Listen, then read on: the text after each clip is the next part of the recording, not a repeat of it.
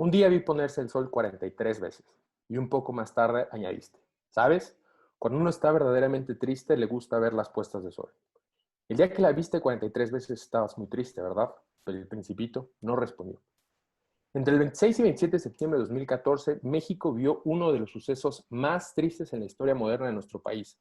La muerte de 7 personas y la desaparición forzada de 43 jóvenes estudiantes normalistas. Tuvo lugar una de las historias más trágicas del país, donde no solo se develó una asociación de complicidad entre las instituciones de seguridad del Estado de Guerrero y el crimen organizado, sino también una serie de violaciones a los derechos humanos. El día de hoy, en la estación Totoaba, discutiremos el caso de los 43 normalistas de Yotzinapa y la dimensión internacional de la crisis de derechos humanos en México. Radio Mano Papachango. La modernización más grande es el ingreso. Hay diversas dimensiones. Yo lo que sugeriría no simplificarlo. Próxima estação Cantagalo. Desembarque pelo lado Yo siempre voy a direito. defender la libertad. Salud, Es uno de los derechos que no es absoluto. democracia, Es una matraca. justicia, levantar los discursos que precisamente han sido dominados. no morirá la flor de la palabra.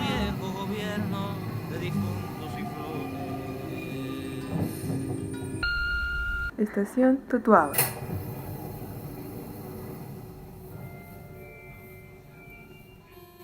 Hola, muy buenas noches y bienvenidas y bienvenidos a nuestro espacio digital, la Estación Totoaba.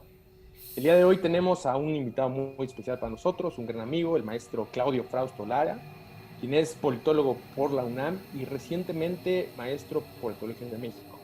Claudio, muchas gracias por estar aquí con nosotros y bienvenido a este espacio. Gracias a ustedes. Y también nos acompaña Rafael Ponce, Rubén, Javier, Julio, los integrantes de la Estación Totoaba, para abordar un tema que es sin duda triste para la historia de nuestro país, abordar la desaparición forzada de los 43 normalistas. Y para esto invitamos justo a Claudio porque acaba de terminar su tesis de maestría, bueno, acaba hace casi un año, ¿no? Me parece. Sobre esta dimensión internacional de los derechos humanos en el caso Ayotzinapa. Es curioso porque, Claudio, tú, primeramente, reconocer que es una tesis muy bonita. La verdad es que pensaría que es un estudio exhaustivo sobre los derechos humanos. Cualquier persona interesada en el tema, sin duda, podría revisarlo. Y la virtud de tu tesis, me parece, es que te desmarcas de los esfuerzos periodísticos para decir: yo voy a hacer un análisis internacional y voy a abordarlo desde la perspectiva de los derechos humanos, que vincula muy bien el papel de las redes transnacionales de activismo con el papel de México en este régimen. Y hablo de redes transnacionales de activismo porque esto resulta importante, ya que gracias a esta participación de otros actores ajenos al Estado, se empiezan a cuestionar las verdades o discursos que vienen desde el poder. Verdad histórica de Murillo Karam, quizás cuestionamientos por parte del grupo interdisciplinario de expertos independientes hacia estos discursos oficiales. Y bueno, adelantándonos un poquito más en la historia, se vienen las declaraciones de Germán Manero, donde habla sobre el fin de la verdad histórica. Entonces, Claudio, para iniciar, ¿cómo interpretamos estos vaivenes en la historia? ¿Cuál podría ser tu análisis? Y sin duda esta vinculación que hace derechos humanos, si pudiéramos empezar con eso. Sí, claro. Bueno, muchas gracias por tenerme en su espacio, por hacer el espacio y por invitarme a él. Es un gusto estar con ustedes, con colegas brillantes de instituciones sólidas, ¿verdad? De instituciones que generan mentes críticas.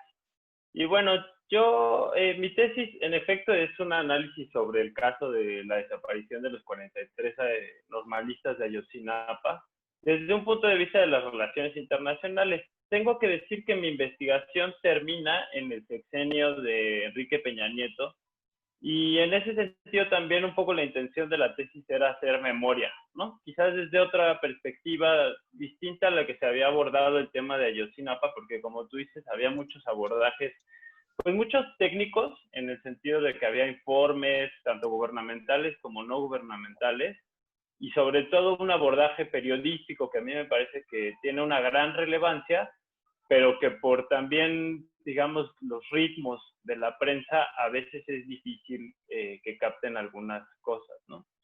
¿A qué se deben los vaivenes tú dices, como los rebotes que tuvo el caso, ¿no?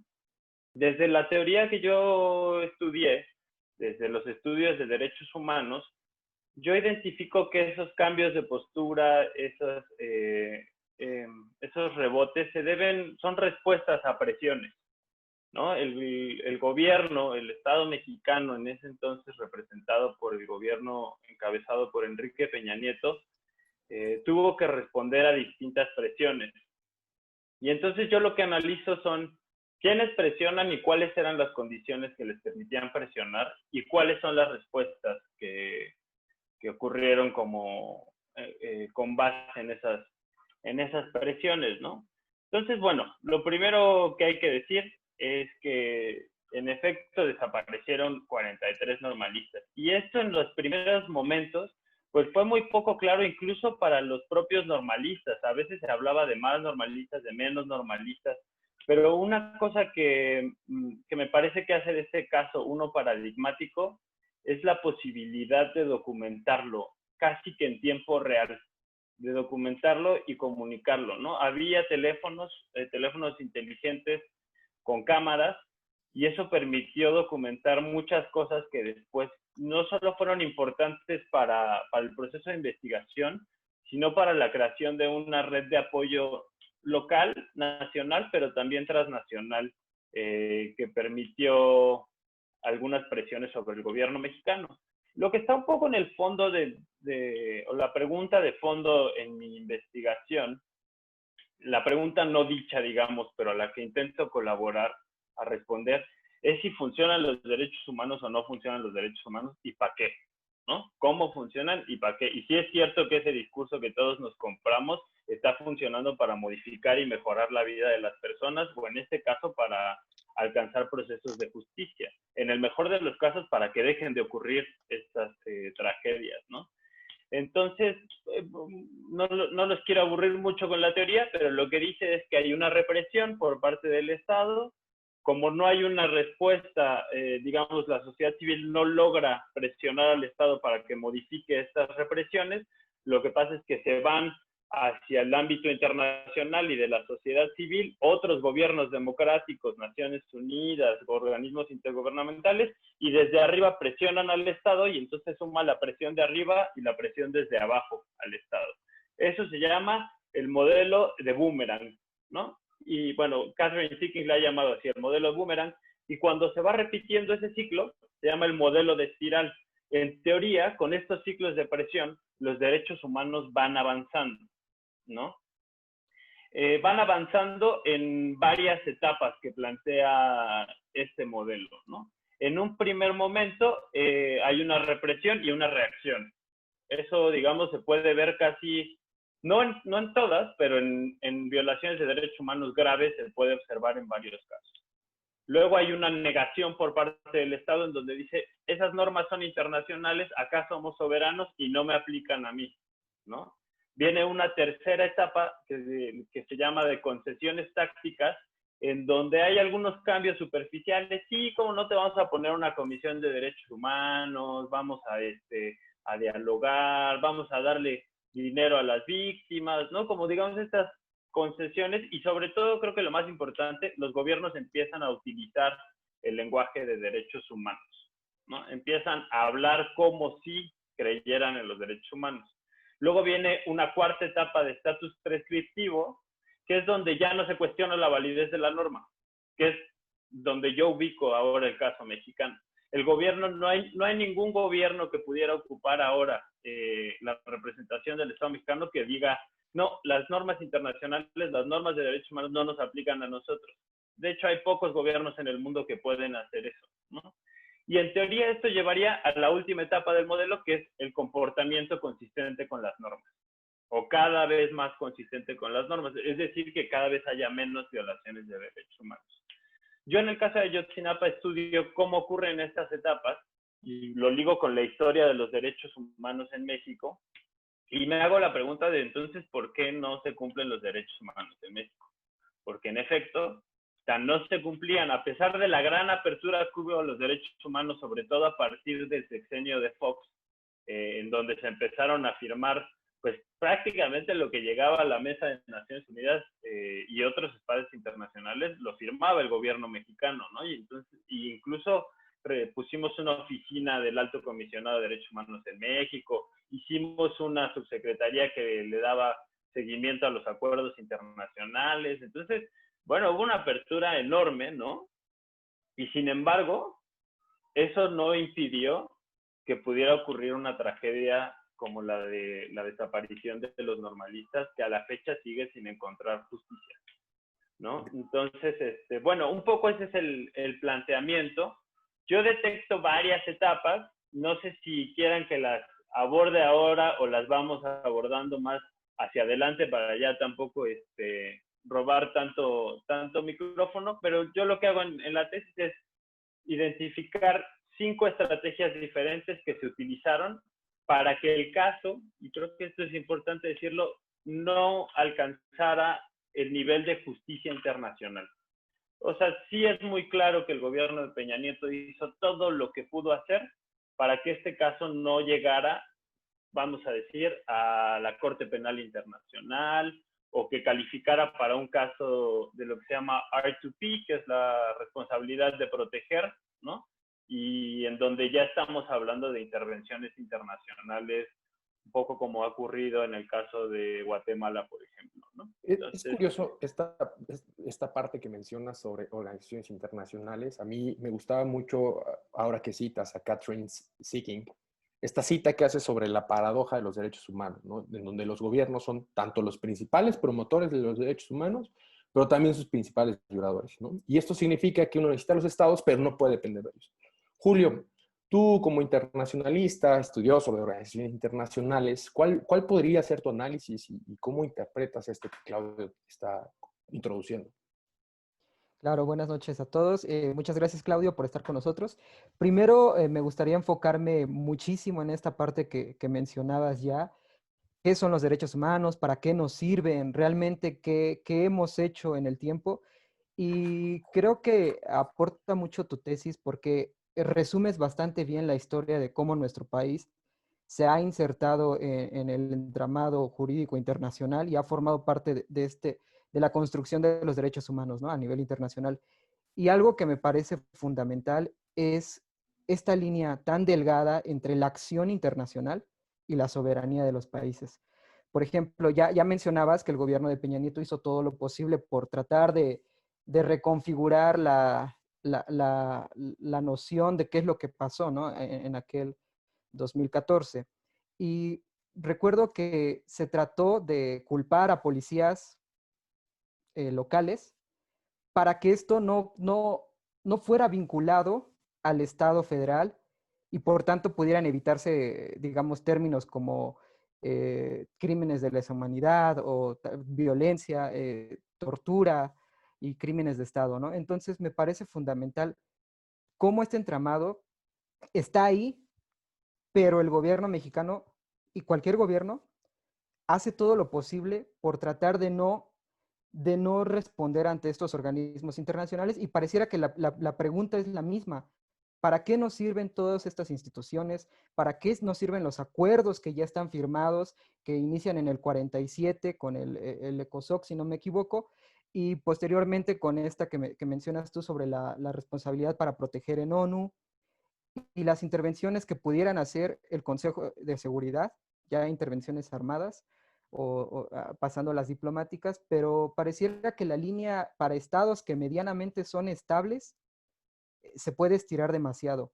Es decir, si no tenemos un autoritarismo total y así reconocido a nivel internacional, pareciera que esa línea de soberanía se puede estirar demasiado al punto en el que, pues, entre que definimos si hubo crimen o no hubo crimen, pasan 6 años, ¿no? Y seguimos sin saber qué es lo que ha sucedido. Los organismos y acciones internacionales ahí están, tienen una estructura y un modo de implementarse y de responder, pero pareciera que no aplica para México. Pareciera que estamos viviendo una situación común, una situación bastante interna que atiende solamente al gobierno local y que, bueno, la pregunta sería, ¿qué haría falta para que de verdad se pudiera crear esta vinculación de responsabilidades a nivel internacional, ¿no? Gracias, Julio. Antes de darte la palabra, Claudio, voy a hacerle la palabra a Rafa. Rafa, ¿tú cómo interpretas esta introducción que empieza Claudio y que Julio retoma? Gracias, César, y gracias, Claudio, por acompañarnos acá en Estación Tatuada. También me pareció muy interesante tu tesis, pero yo supongo que, aunque entiendo lo que dice Julio César y que entiendo como el propósito de lo que quiere decir, que es hacer que este marco internacional de derechos funcione, que se haga justicia, creo que tomaría una postura menos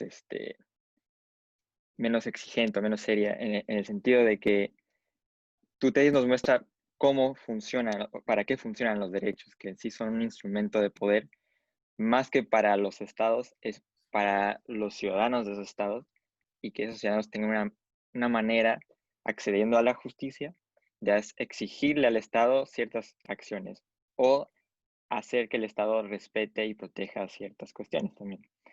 Me parece por eso muy interesante, porque en tu tesis podemos ver cómo las redes transnacionales de activistas, o sea, ciudadanos organizados dentro de cada país, se organizan, cooperan no solo con otros ciudadanos del mismo país, sino con de otros países, y juntos hacen lo necesario para generar esa presión que tú mencionabas, para que el Estado al final haga justicia o respete los derechos en cuestión, ¿no? En ese sentido, me pareció también muy interesante porque pensándolo ahora en el contexto internacional, que tal vez es un poco diferente al que se tenía en esos años, si podemos pensar que tal vez eso ha cambiado, ha sido perjudicado por la disminución en el multilateralismo, por ejemplo, con la llegada de Trump y otros jefes de Estado que priorizan menos o creen menos en estos instrumentos y foros internacionales. Me pregunto si estas redes de activistas a nivel internacional que cooperan, que rebasan las fronteras, tendrán mayor dificultad de generar esa presión y de coordinarse y usar estos instrumentos internacionales para hacer justicia y para hacer que los estados respeten esta justicia. Ahí es un cuestionamiento inicial que también me planteo. Gracias, Rafa. Ahora sí, Claudio, te cedo la palabra con dos preguntas que me parecen interesantes y muy vinculadas entre sí. Sí, coincido, son preguntas muy interesantes, se las agradezco mucho. Voy a abordar primero un tema que ambos tocaron, que es esta tensión entre soberanía y derechos humanos, ¿no? Yo creo que hay que darle su buen espacio a esta discusión, porque a veces los derechos humanos se han vuelto un discurso hegemónico que es difícil cuestionar de repente, ¿no? Y sin embargo hay autores muy serios como Samuel Moyn que rastrean la historia de los derechos humanos no muy bien hasta donde desde mi punto de vista, pero sí hacen un caso, digamos, sobre la postura de que los derechos humanos se pueden convertir o se convirtieron en una herramienta neoliberal de imposición de ciertas normas que favorecían al mercado, ¿no? Y de actores hegemónicos que quisieron imponer normas sobre estados menos poderosos para establecer una serie de pautas de comportamiento violando la soberanía, ¿no? Está esa parte de la historia que me parece que hay que tenerla en cuenta y que en efecto no podemos negar que hay disparidades en las Naciones Unidas y en las organizaciones internacionales y en el financiamiento de las mismas, ¿no? Yo creo que no podemos ignorar eso. Sin embargo, gente como Catherine Seekings o como Keck también han rastreado la aportación de países menos poderosos en la elaboración de las propias normas de derechos humanos. De hecho, el término de derechos humanos fue uno de los logros más importantes de la diplomacia mexicana, ¿no? La diplomacia mexicana siempre impulsó, digamos, un marco garantista muy amplio, sobre todo porque además pues, tenemos de vecinos de Estados Unidos. Y en ese sentido, pues sí, aparecían esas normas como una amenaza a la soberanía, pero al mismo tiempo como una herramienta de protección ante las disparidades con el vecino más poderoso, digamos, ¿no? Ahora, ¿cómo aplican, no? Y Julio hacía esta pregunta de qué hace falta para que funcione el marco internacional, o sea, si ya lo tenemos, si ya está ahí, ¿qué hace falta, no? Yo creo que el caso de México es muy interesante porque además el discurso siempre ha sido pro derechos humanos. O sea, hacia afuera les digo que el apoyo, incluso en la propia creación de la Organización de las Naciones Unidas, siempre ha sido muy activa y fuerte, pues, o sea, posturas fuertes de apoyo a los derechos humanos. Al principio, desde los 60, desde los años 60 como hasta la década de los 90, había, digamos, un apoyo a la codificación de derechos humanos muy fuerte, ¿no?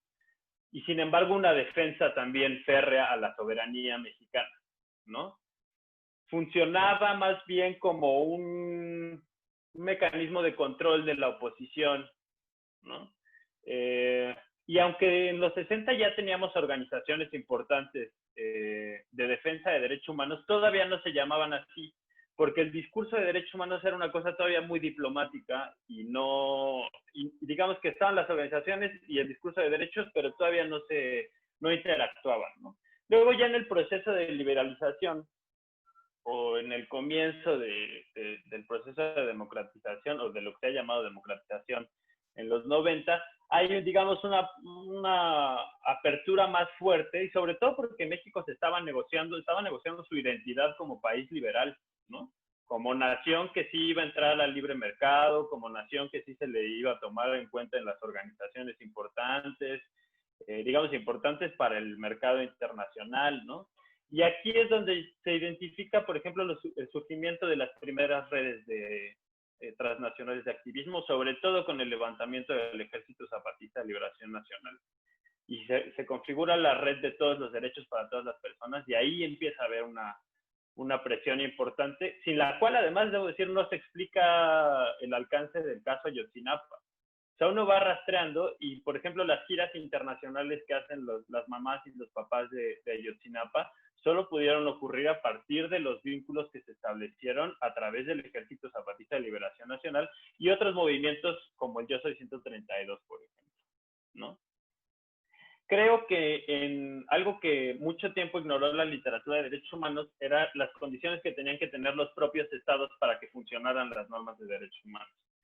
En ese sentido, los países que se estaban democratizando, pues resultan mucho más vulnerables porque se tienen que jugar su identidad como liberales democráticos. Y entonces cualquier presión que los señale como antidemocráticos, antiliberales, antiderechos humanos, es mucho más costoso electoralmente, ¿no? Entonces, eso, digamos, hace que la maquinaria empiece a funcionar mucho más, pero creo que también, y es algo que analizo hacia el final de la investigación, se nos olvida que también los países en esa transición suelen tener algunas debilidades que se le puede llamar infraestructurales, ¿no? Que es, el Estado no es Estado en todos lados. El Estado no llega a todos los lugares del país y sobre todo no gobierna en ciertas zonas del país. Y creo que eso es lo que se vio en Ayotzinapa. En Ayotzinapa ni siquiera gobernaba el gobierno municipal o estatal. Más bien ahí lo que veíamos eran estructuras paralelas al Estado que tenían a los funcionarios de gobierno como accesorios y que prácticamente seguían instrucciones, ¿no? Entonces, bueno, ahí, claro, toda la teoría democrática liberal un poco pues, cae por su propio peso, ¿no?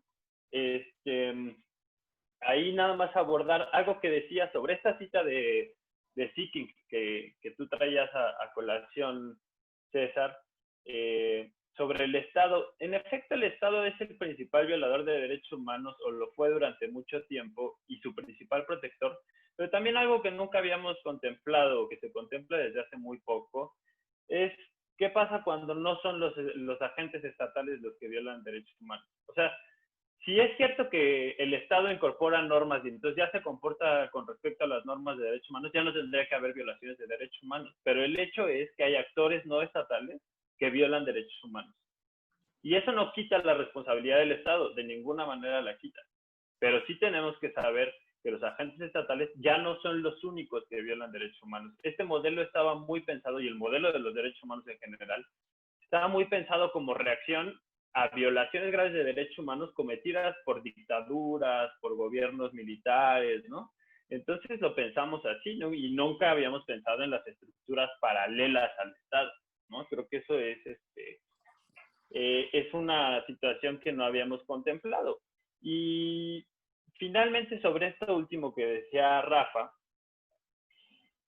creo que los discursos soberanistas que se pelean con los derechos humanos van a generar más presión.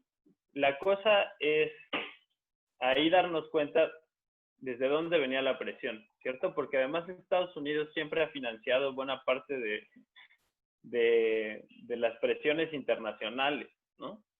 Y bueno, también está Europa, pero en Europa también vemos una andanada fuerte de gobiernos conservadores que el discurso de los derechos humanos como que no les ajusta mucho, ¿no? Y yo también creo que tiene que ver con una especie de desilusión con los derechos humanos. O sea, ¿cuánto tiempo llevamos hablando de derechos humanos? Y pues la gente que está sufriendo las violaciones de derechos, pues no ha visto, digamos, los frutos de ello. A pesar de que, como decía Rafa, sí funciona como una herramienta discursiva que puede poner presión en los gobiernos, ¿no? Entonces, yo no soy pesimista al respecto, pero sí creo que estos nuevos retos discursivos a los derechos humanos nos ponen a analizar de nuevo aquello que se creía ganado, que era la famosísima tesis de Francis Fukuyama, que no le atina a nada, ¿no? Ese tipo no le ha atinado a nada en su vida y decía que se acabó la historia porque ya el liberalismo había triunfado, ¿no? Entonces, bueno, pues resulta que no.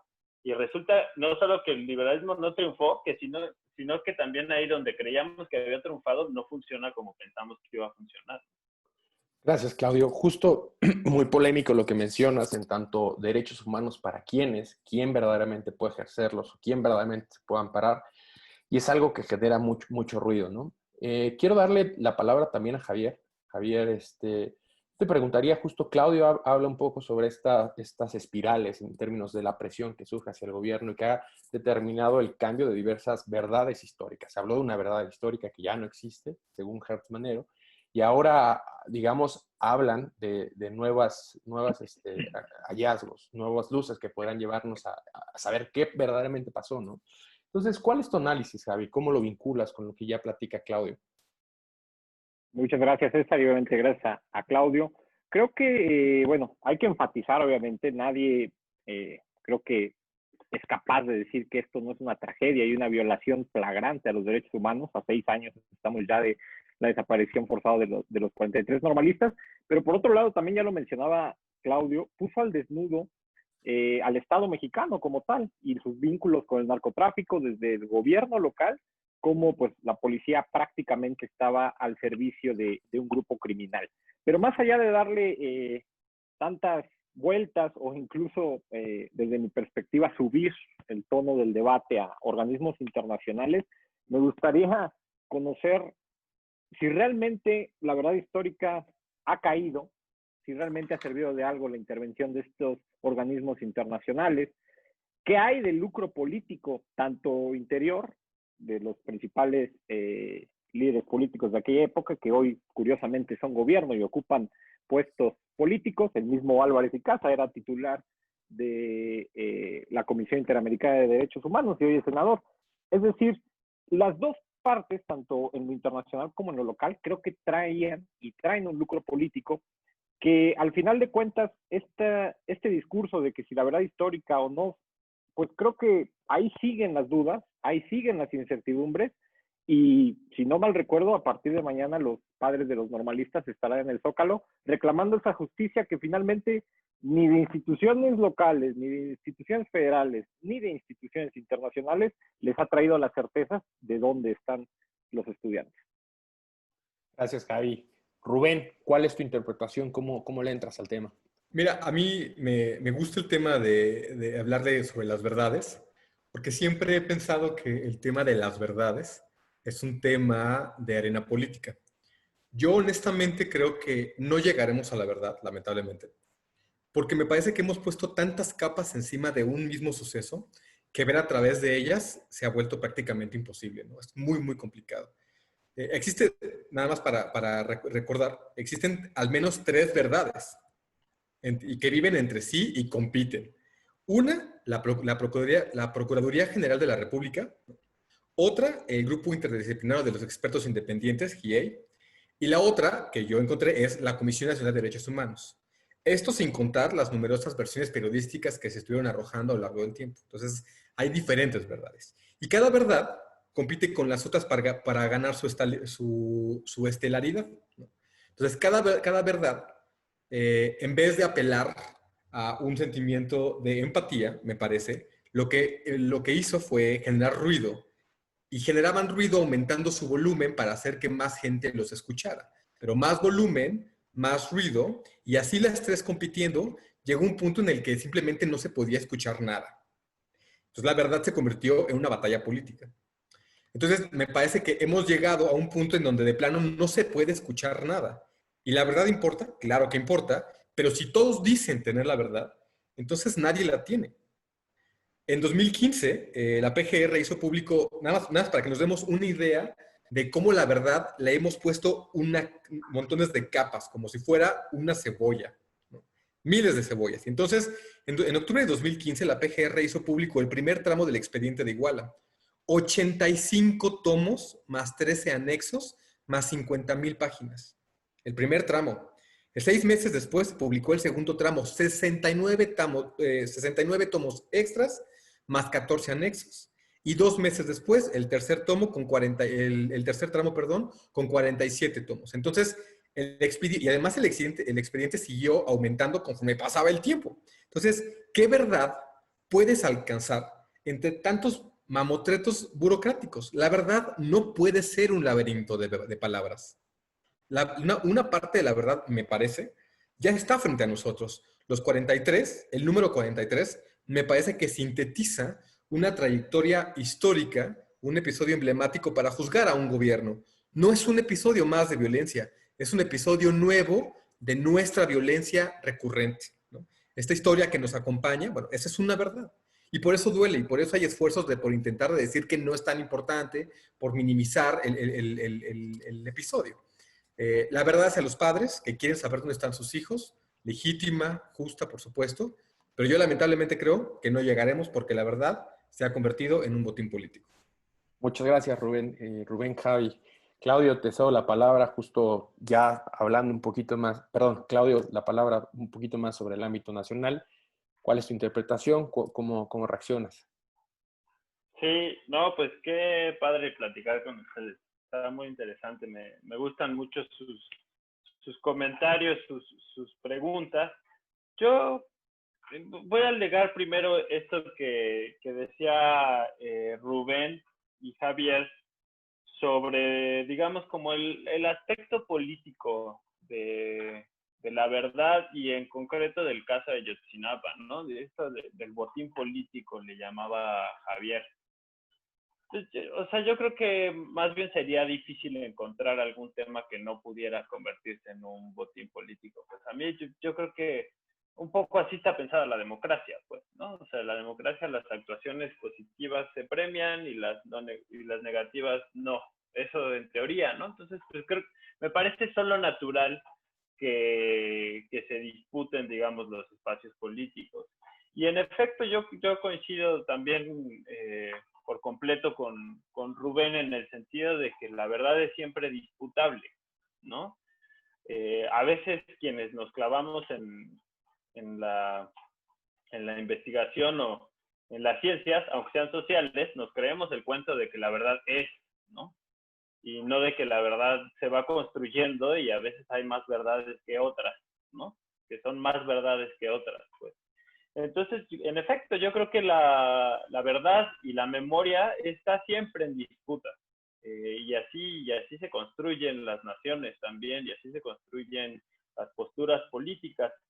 Creo que acá hay una cosa importante, que es, si Ayotzinapa fue, sí, muy grave, pero una de muchas otras violaciones de derechos humanos, ¿por qué Ayotzinapa se convirtió en ese más 43 que tenemos en Reforma?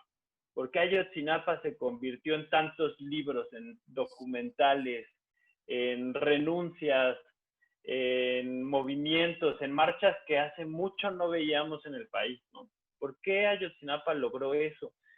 Yo creo que tiene que ver, por supuesto, con muchas cosas, pero yo las agrupo en tres principales como grupos de explicaciones, ¿no? Una fueron las características del caso, ¿no? ¿Quiénes fueron las víctimas? Eran personas de medios rurales, en algunos casos indígenas, de bajos recursos, del medio rural, ¿no? Y sobre todo eran hijos de alguien más.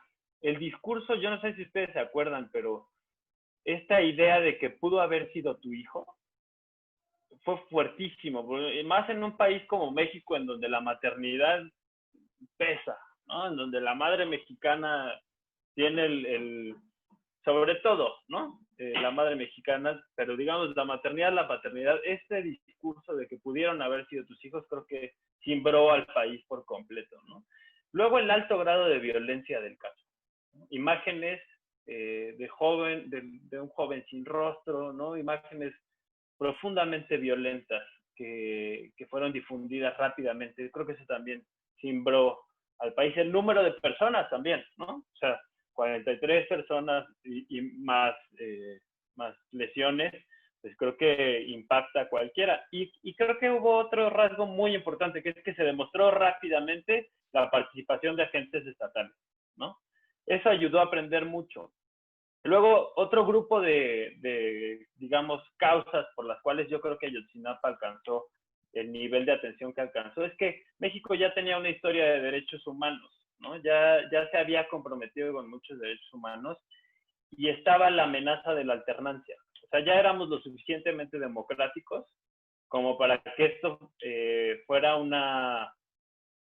sancionable democráticamente, digamos, y que fue lo que ocurrió en realidad. Y podría agregar algo más nada más. También creo que otro elemento que ayuda a que el caso de Iguala logre la proyección que tuvo es que no estaban los cuerpos y entonces había como una suerte de ansiedad. O sea, bueno, si no están los cuerpos, entonces pues no hay pruebas y entonces pueden estar vivos. Entonces entró una urgencia por tratar de encontrarlos porque si estábamos acostumbrados a ver matanzas con los cuerpos ahí tirados, pues entonces aquí había una supuesta matanza sin cuerpos. Entonces esto decía, bueno, pues si no hay cuerpos, entonces hay una posibilidad de que estén vivos. Y eso también le imprime un ritmo de urgencia que me parece no se había encontrado en otros casos.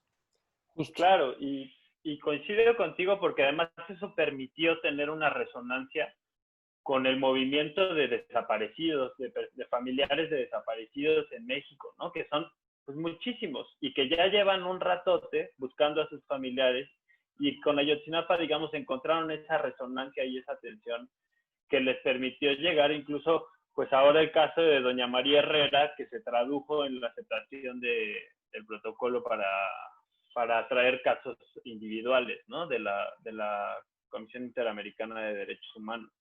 Entonces, bueno, todo esto, además sumado a las características de organización de los normalistas, de las organizaciones de la sociedad civil, de la red del EZLN, del Yo Soy 132, de figuras súper taquilleras que se empezaron a sumar, digamos, a la causa, pues todo eso hizo que Ayotzinapa fuera, digamos, paradigmático. Por eso, o sea, hay que tener muy claro que Ayotzinapa hay muchos con distintas características, pero en el país han ocurrido violaciones de derechos humanos igual de graves en muchos momentos, ¿no? Yo que rastré en México, quizás el EZLN, las muertas de Juárez, quizás, ¿no?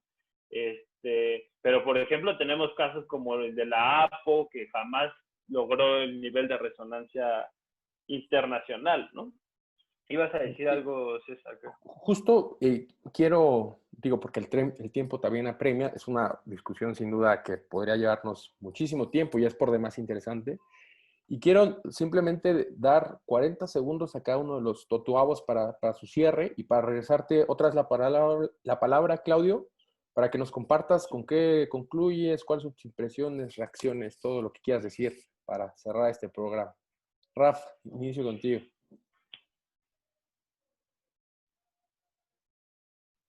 Estás silenciado, Rafa. Listo.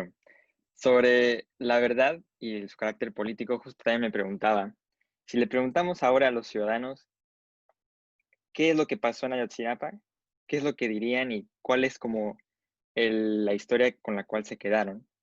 Y además esto no es una historia que ha terminado.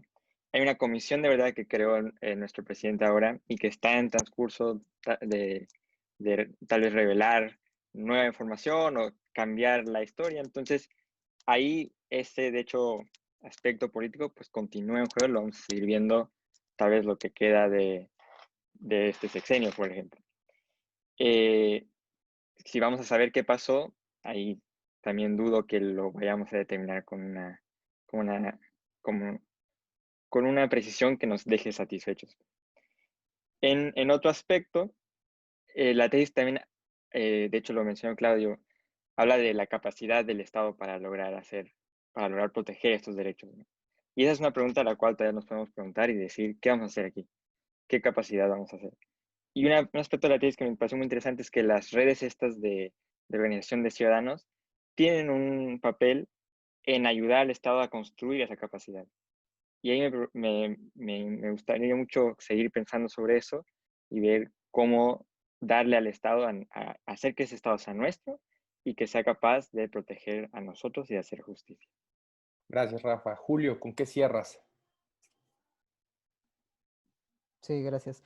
Bueno, yo cierro con esta idea de la presión que pueden hacer los ciudadanos, ¿no?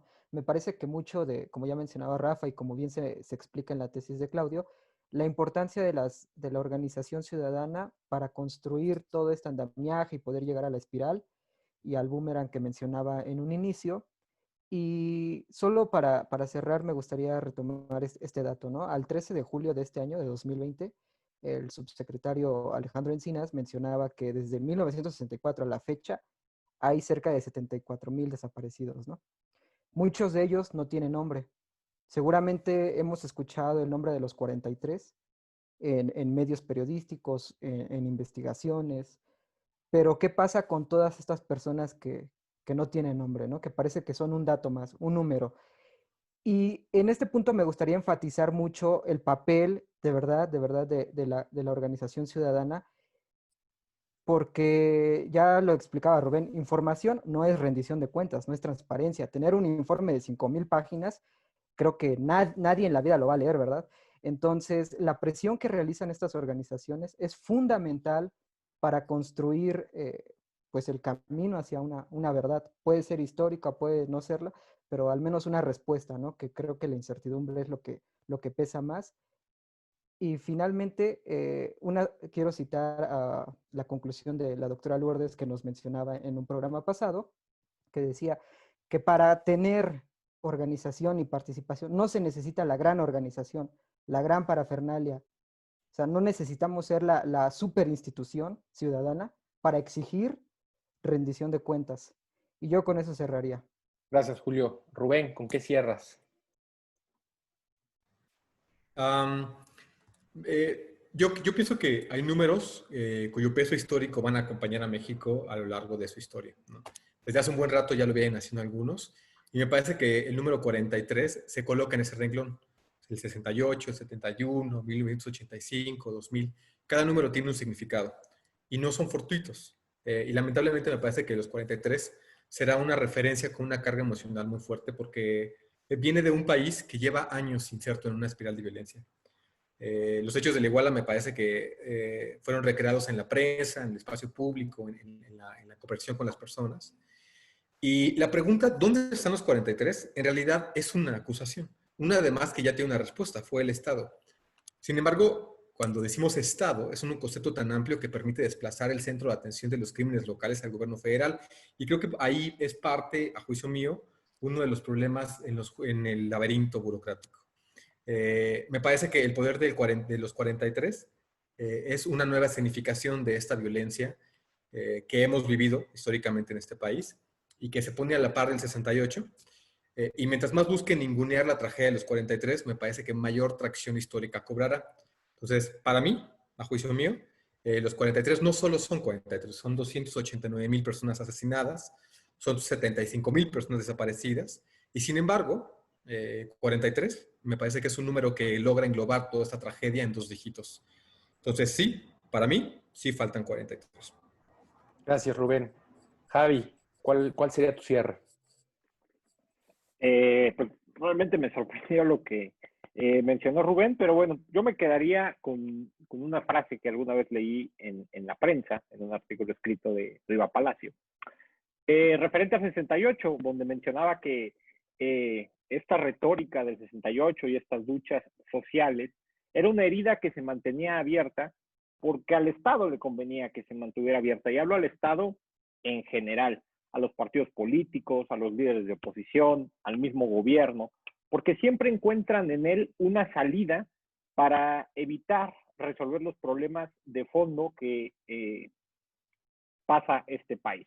Un claro ejemplo de ello, por ejemplo, y para regresar al tema de los 43, es esta verdad histórica de la que todos hablamos y la que el titular Omar Gómez Trejo algún día, el 7 de julio, salió a declarar que ya había muerto esta verdad sin ningún sustento científico más que 800 metros de un lugar que ya estaba en esas 5,000 páginas que mencionaba Rubén. Entonces, yo me voy con que sí hay que darle la justa dimensión a este problema.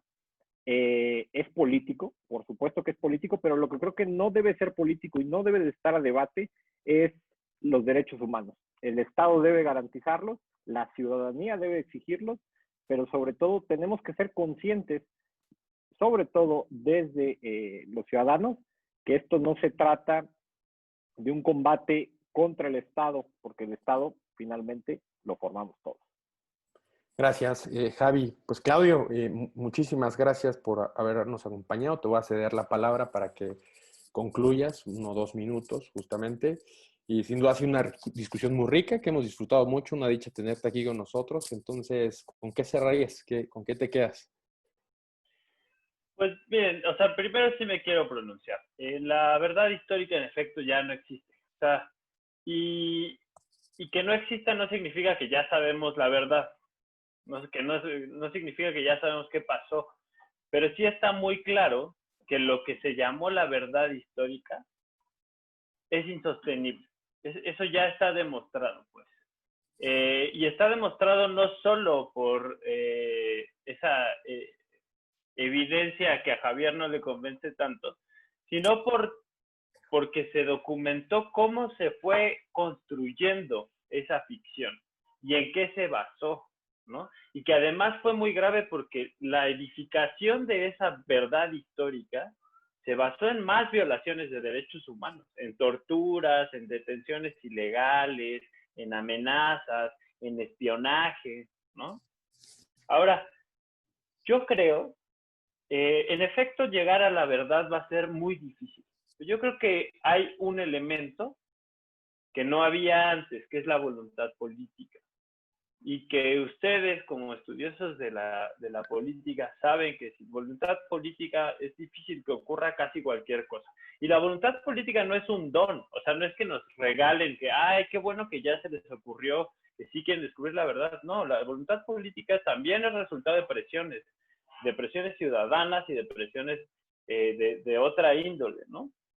Yo aprendí en esta investigación que el Estado mexicano y en particular el gobierno de Peña Nieto aprendieron a darle la vuelta a los mecanismos internacionales de derechos humanos y lo hicieron confrontando a los organismos internacionales, haciendo campañas de descrédito para las personas que integraban, por ejemplo, al grupo de expertos internacionales, ¿no?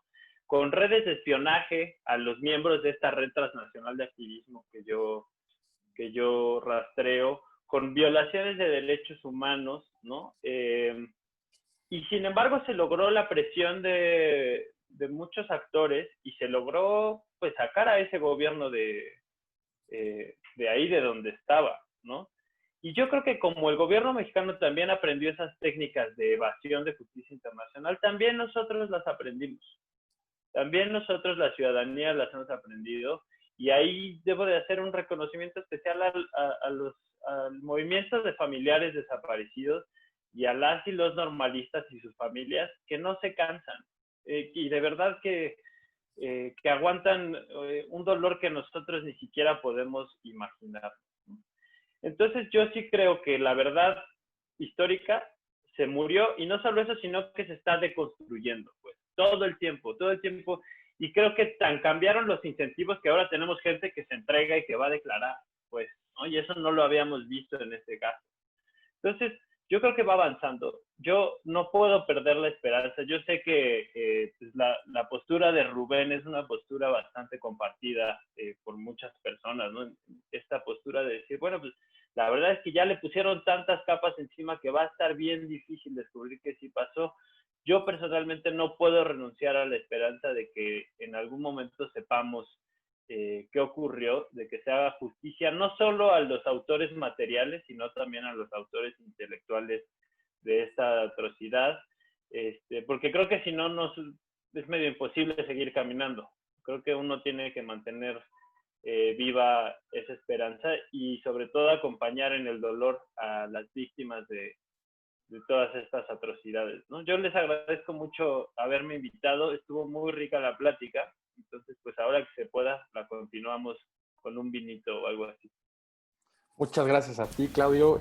Sin duda fue grato tenerte aquí en el programa. Y gracias a todos y a todas por escucharnos. Nos vemos en la próxima edición. Prepare su descenso.